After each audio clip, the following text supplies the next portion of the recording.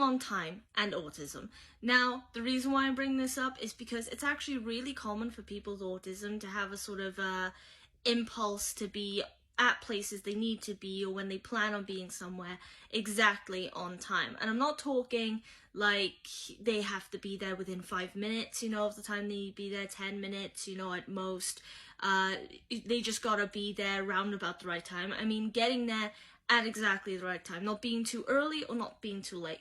Now, lots of people I know, usually when it comes to things like, say, they have a lecture or they have a lesson to go to or an appointment, they plan ahead and they go, right, I'm going to get there 10 minutes early, I'm going to get there 20 minutes early, and I understand why. It's because then they don't have to stress about being late.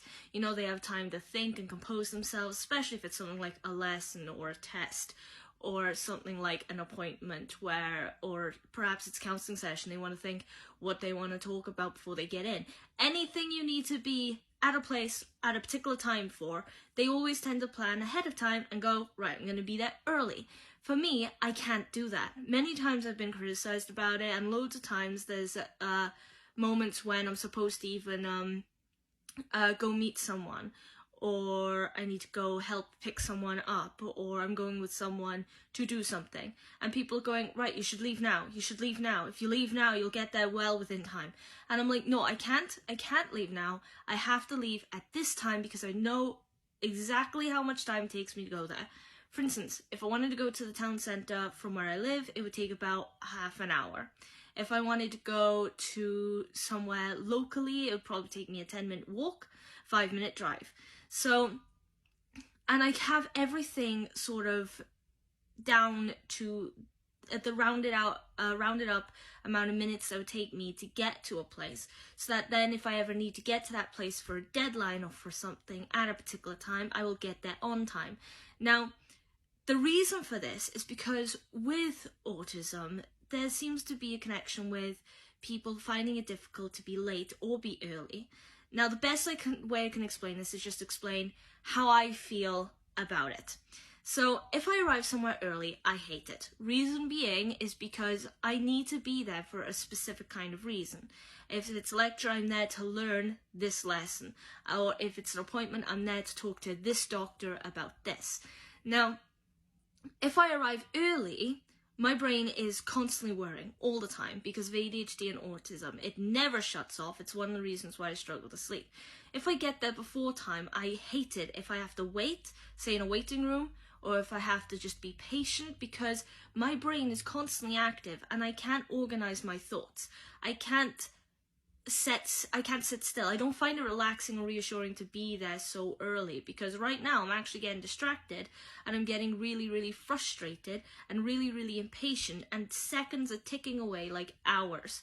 Now, I can attribute this to both ADHD and autism, actually, and this is something that may come into play more strongly for people who have both, like myself, because when it comes to autism, there's the whole schedule, routine thing, preciseness. You kind of have these criteria you need to meet, and it can cause a lot of stress or make you feel overwhelmed if you don't meet them.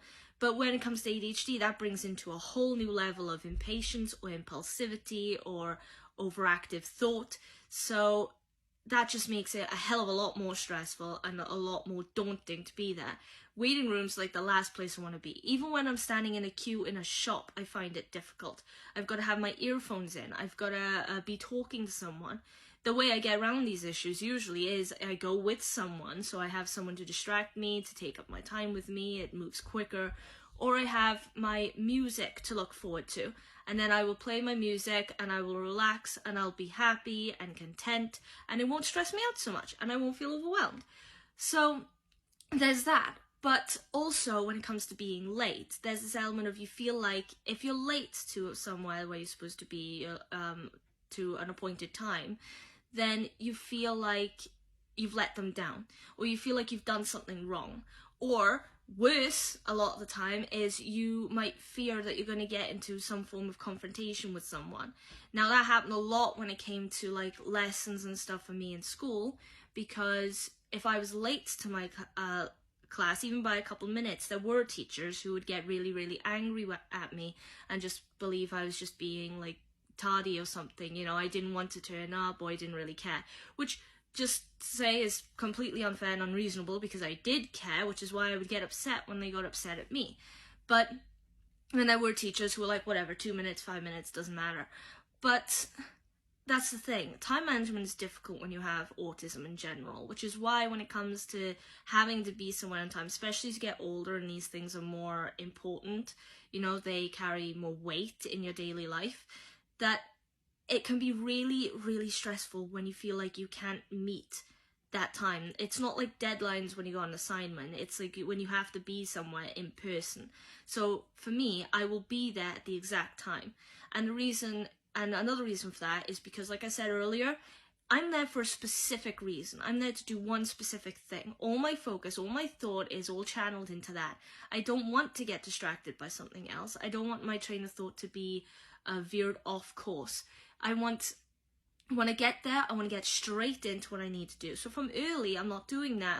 I'm left with my own thoughts again, which is distracting and daunting and overwhelming, and the impatience comes into play. And if I'm late, I feel like already I've lost valuable time where I could have spent being productive or doing what I'm supposed to do.